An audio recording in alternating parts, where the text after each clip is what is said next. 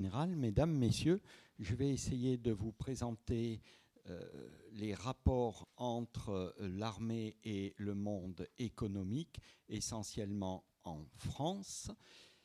Et j'avoue que quand François m'a proposé ce sujet, j'ai eu, comme on dit, un grand moment de solitude, parce que c'est un secteur un champ de recherche qui n'a jamais été vraiment travaillé. Et parce que je vais vous montrer qu'on se heurte à un certain nombre d'obstacles.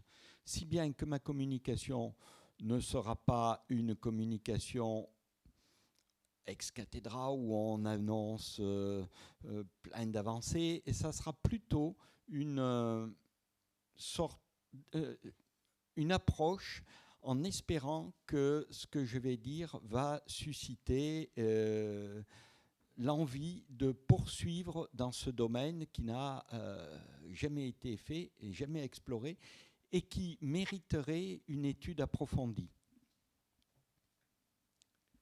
Alors, deux questions. Comment les forces armées recourent-elles aux civils pour se procurer les biens et services qui leur sont nécessaires?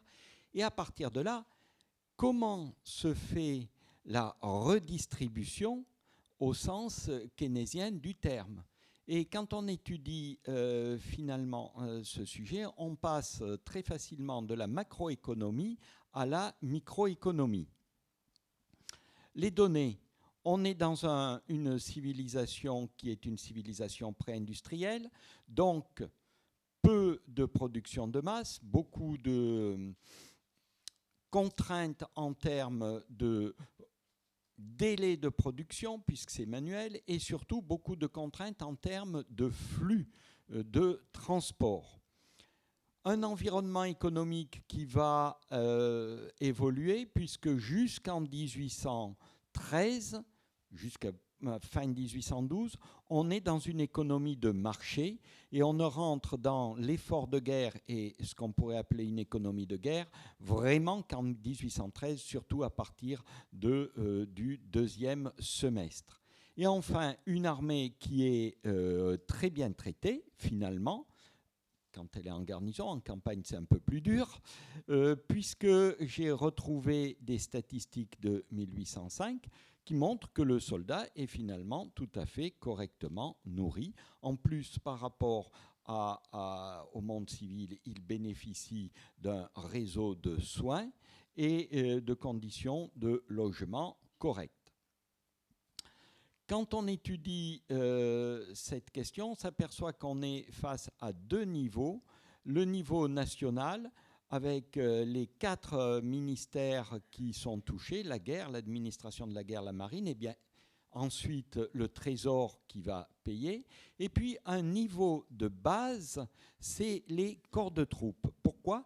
Ben, tout simplement parce que les corps de troupes sont des agents économiques dans la mesure où ils ont la responsabilité d'une partie de leur vie économique à travers le conseil d'administration présidé par le chef de corps, composé de 3 ou 4 officiers et sous-officiers qui supervisent cette vie économique menée en pratique par le quartier maître trésorier, l'officier qui est en charge de tous les services économiques et administratifs, et qui supervise les ateliers régimentaires, puisque chaque régiment possède un maître tailleur, un maître sellier, s'il est dans une arme montée, un maître cordonnier, un maître armurier. Alors, ce ne sont pas des gens qui sont tout seuls. Quand on gratte un peu les textes, on s'aperçoit qu'en fait, ils sont à la tête d'un véritable petit atelier de 15-20 personnes. Et qui sont les ouvriers? Et c'est tout simplement les recrues spécialisées qu'on a pris pour former cet atelier. Les sources. Alors là, il y a un gros déséquilibre. On peut s'appuyer sur les textes réglementaires, sur également le journal militaire. Aux archives nationales, on trouve beaucoup de choses dans la série AF4, la série F9, dans la série AP, quand elle est consultable. Au SHD, un peu de série C2 et les manuscrits. Et puis, dans les différentes archives départementales, des séries M, des séries R. Voilà. Le problème, c'est qu'on n'a pas dans ces archives de véritables moyens d'établir des séries complètes. On a en quelque sorte des focus sur tel ou tel petit problème, des épaves documentaires. Et il faut faire avec. On a également 3 petits ensembles de données dans les archives privées. La correspondance d'un conseil d'administration d'un régiment de cuirassiers, la correspondance d'un quartier maître, et puis il nous reste l'archéologie. Pourquoi l'archéologie ? Tout simplement parce qu'à travers le camp de Boulogne, on arrive à saisir la réalité du quotidien. Mais néanmoins, on est amené à émettre un certain nombre d'hypothèses de reconstruction. Du coup, j'ai essayé de bâtir cette présentation en prenant une année type, l'année 1810, pas au hasard bien sûr, mais c'est parce que c'est une année où on a un état de paix relatif, il n'y a que, si j'ose dire, le front d'Espagne. C'est une année où on essaie d'apurer aussi un certain nombre de comptes en souffrance au niveau des régiments. Et j'ai étudié les budgets prévisionnels, budgets réels. Et ensuite, j'ai étudié une par une les ordonnances de paiement de tout le mois de décembre 1810. Ce qui fait quand même un certain nombre d'ordonnances. Je suis arrivé à un certain nombre de conclusions. D'abord, là on est en pleine macroéconomie, quel est le poids global des dépenses militaires ? En m'appuyant sur les calculs de Jean-Claude Toutain, qui dit qu'à la fin de l'Empire, on peut estimer que le PIB par habitant est de 290 francs, en considérant qu'en 1810, la population de l'Empire, pas de la France hexagonale, est d'environ 39 millions d'habitants. Je dis environ parce qu'avec les incertitudes de la statistique napoléonienne, c'est entre 38 et 39. On peut estimer que le PIB de la France est de 11 milliards. J'ai repris les budgets militaires réels, en trouvant un rapport de Gaudin de février 1813, et je suis arrivé à ces 2 conclusions. D'abord, les dépenses militaires dans le budget national représentent 63%, un peu plus, ce qui est cohérent parce qu'on est dans une époque encore qui fonctionne comme à l'époque moderne, hein, les budgets de Louis XIV, c'est pareil, et parce que l'État-providence n'est pas un concept de l'époque. On a un État strictement régalien. Mais ça ne nous apporte pas grand-chose. Ce qui est plus intéressant, c'est le poids des dépenses militaires dans le PIB national. Et là, on arrive à 4,41%. On est à moins de 5%. On est parfaitement cohérent avec tout ce qu'on a pu dire sur le fait que jusqu'en 1813, on n'est pas dans une économie de guerre, mais dans une économie de marché. Autre chose extrêmement intéressante, c'est qu'à partir des budgets, on peut établir le prix de revient, le coût d'un soldat selon les théâtres d'affectation. Alors, on avait toujours dit que la guerre nourrit la guerre, vae victis, le vaincu va payer. C'est tout à fait vrai.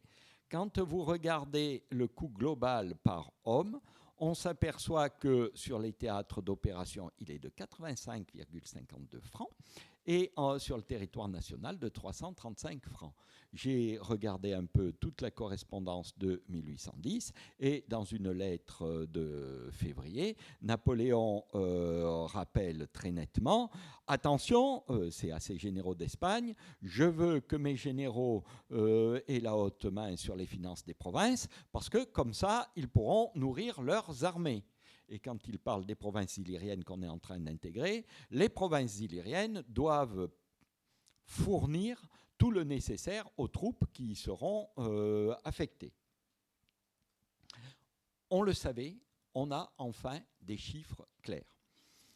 Puis je me suis intéressé aux dépenses militaires sur le territoire de l'Empire, avec 3 catégories de producteurs. Les établissements militaires, les arsenaux de la guerre, arsenaux de la marine, les fonderies qui fabriquent les tubes d'artillerie, les parcs de construction de Sampigny et de Plaisance pour les harnachements et les voitures, et les ateliers régimentaires qu'il ne faut pas oublier.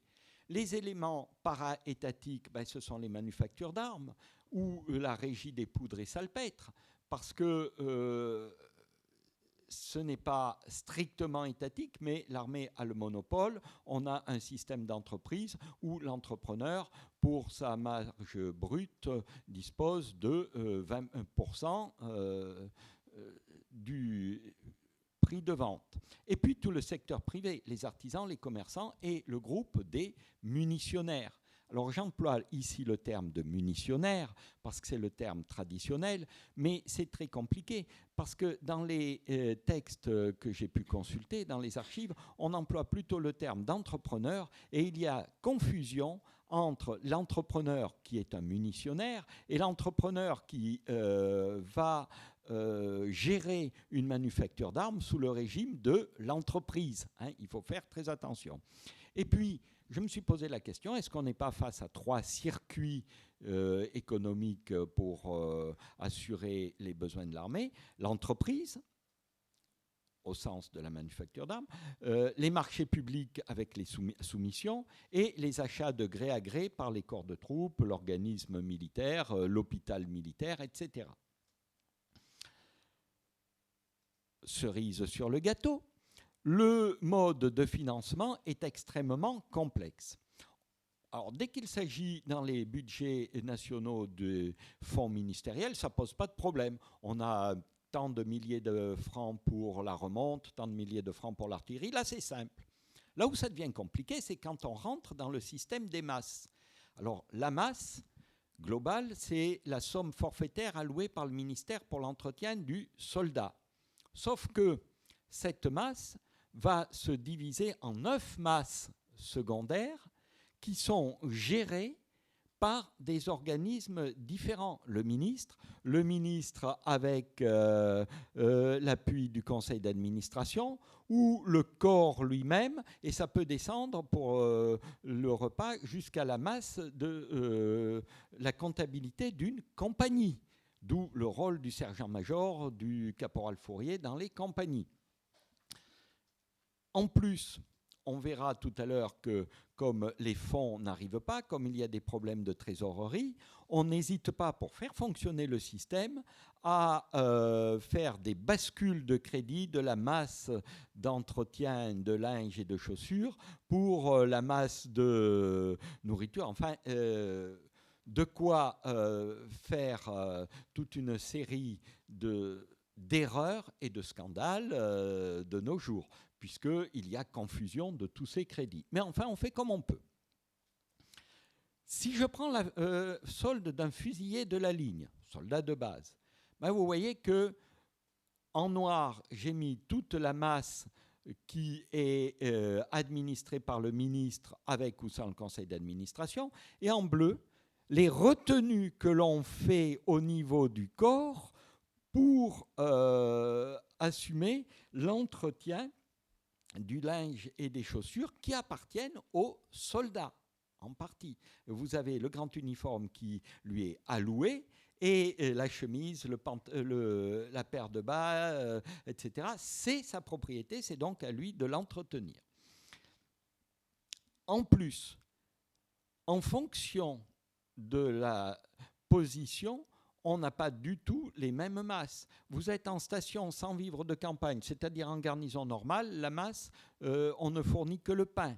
Donc la masse est de 45 centimes. Lorsque vous êtes dans les camps ou à l'extérieur, on vous fournit le pain, la viande et éventuellement les liquides. Alors les légumes, vous vous débrouillez. Sauf en campagne où on a les 60 grammes de légumes ou les 30 grammes de riz quotidien, théoriquement. Et en marche, avec le pain seulement, 0,55 centimes. Alors, pourquoi je dis que ça devient compliqué? Parce que c'est la comptabilité du corps qui va gérer tout ça. Et quand vous êtes face aux quelques documents comptables qui sont parvenus jusqu'à nous, on se pose beaucoup de questions. Là, je suis dans quel cas ou dans quel cas? J'ai repris les besoins de base du soldat, c'est-à-dire ce qui est la maintenance, le maintien en condition de l'homme, le soutien de l'homme. Se nourrir. Je vous montre les 3 exemples du fusillé. Sauf que dans les garnisons, comme on ne reçoit que le pain, eh bien le chef d'ordinaire, généralement un caporal, un ordinaire c'est 14 à 16 hommes, va sur la masse de la compagnie qui est retenue, aller avec 2 hommes acheter au marché local la viande, les légumes, éventuellement le pain. L'ordinaire gère un peu sa soupe, si j'ose dire, comme il veut. Autant dire que là, on n'a plus du tout de documents, puisque ces achats se font sur les marchés. La cuisson se fait au sein de l'ordinaire, ce qui va avoir des conséquences en termes d'organisation des casernes. Concrètement, qu'est-ce qu'il y a? Il y a simplement des marchés nationaux pour la fourniture du pain, et là encore, l'entrepreneur ne fournit pas le pain, même s'il est vivre pain, il fournit du grain. Et c'est logique, le grain va être transformé en farine localement et cuit. Alors, à mon avis, parce que là, je n'ai pas trouvé vraiment de données, ça paraissait évident, donc on n'en parlait pas, il est cuit sur place dans les fours au sein du régiment. Se loger. Alors, très étonnant, les communes ou l'État sont propriétaires des bâtiments, mais le mobilier est loué à un entrepreneur, à différents entrepreneurs. Alors c'est une pratique qu'on retrouve sous l'Ancien Régime, qui perdurera ensuite, c'est les lits militaires. Là encore, on a une certaine hétérogénéité, puisque j'ai trouvé des communes qui, ayant des casernes sur leur territoire, jouent le rôle d'entrepreneurs de lits militaires. Et autre difficulté, le cadre légal pendant tout l'Empire n'est pas stable. Les remontes vont être assurées, par exemple, par des marchés d'État, puis par les corps de troupes. Et là, pour les lits militaires, à partir de 1810, les communes qui ont un droit d'octroi sur les denrées pour nourrir les troupes qu'elles administrent devront reverser une partie de ce droit d'octroi pour payer les lits militaires, sauf si elles sont propriétaires elles-mêmes des lits militaires. C'est pas simple. J'ai trouvé quand même aux archives de la guerre un traité, le traité Laurent, sur les lits militaires. Alors ce n'est pas un traité national, parce que très souvent, je me suis aperçu que les munitionnaires ne sont pas des munitionnaires généraux au sens de toute la France, mais des munitionnaires par division militaire, ce qui correspondrait de nos jours au CMD, aux circonscriptions militaires de défense. C'est un ensemble de départements. S'habiller, une ressource, la masse d'habillement. Sauf que là, l'État passe des contrats avec des entrepreneurs de tissus, des manufacturiers qui peuvent, quand on parle d'entrepreneurs, de munitionnaires, on a le nom du munitionnaire, mais très souvent, c'est plutôt une association de commerçants avec pas un prête-nom, un président d'association. Une structure, alors on reçoit le tissu et c'est les ateliers du dépôt qui assurent la fabrication de l'habit, c'est-à-dire de l'uniforme. Oui, mais quand on a un afflux de recrues, eh ben, on va passer des contrats avec les entrepreneurs civils. Et quand je dis un afflux de recrues, ben je pense à l'année 1809 où on a 2 levées de conscription, alors que le système est prévu pour avoir une levée de conscription par an. Se soigner, alors là, c'est compliqué, parce qu'on n'a pas des hôpitaux partout, des hôpitaux militaires. Donc, on a aussi recours à des hospices civils et on va payer. J'ai essayé de modéliser, enfin, de récapituler tout ça. On s'aperçoit que, quel que soit le domaine, eh bien, on a une interpénétration de l'entreprise, de la petite industrie privée et de, je dirais, des organismes d'État. Au quotidien, eh bien, au quotidien, les problèmes de comptabilité, les problèmes matériels tout simples. Il faut des magasins d'habillement dans les corps, magasins pour les grains et les fourrages dans les garnisons, des manutentions.